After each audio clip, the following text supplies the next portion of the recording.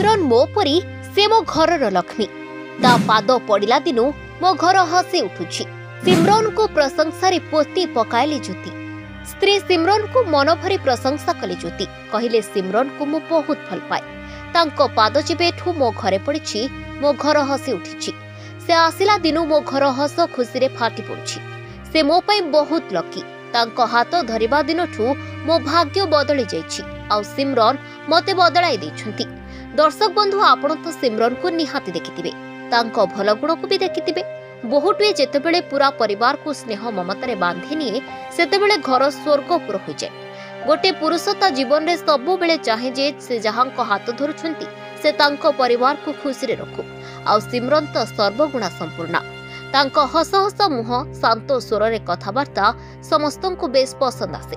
तेबे सबुठु बड़ कथा हेउछि ज्योतिंको मां और सिमरनको भितरे सासु बोहुंको संपर्क कम बरं मां झियोंको भଳି दुहे सब बेले चली थांती।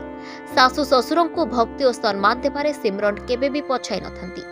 तेबे सिमरनकर ही भल गुण पाई तांको केवल परिवार नुहे सारा ओडिशावासी बेस अधिक भल पाइछंती। आ ज्योतिंको कथा जदि कहबा तेबे प्रशंसक को कहंती ज्योति मध्य सिमरनको भଳି स्टारको भଳି केबे निजको भावंती नाही। समस्तंको सहित साधारण लोकंको भଳି मिसंती। ज्योतिंको मनरे केबे गर्व अहंकार नथाय। तेबे वर्तमान ज्योतिंकर एक सिनेमा आसिबाकू जाउछि। आ एतिकी बेले गणमाध्यम को ज्योति प्रतिक्रिया देबा बेले कहिथिले जेबेठू सिमरन मो जीवन रे आसिछंती सेबेठू मु निजको बहुत भाग्यवान भाबुछि। कारण से मो जीवन रे आसिबा परे मो जीवन बदली जाइछि। सिमरन मो घरर लक्ष्मी आ से मो घर को हस खुशी रे रखिछंती। मो परिवार हसी उठिछि।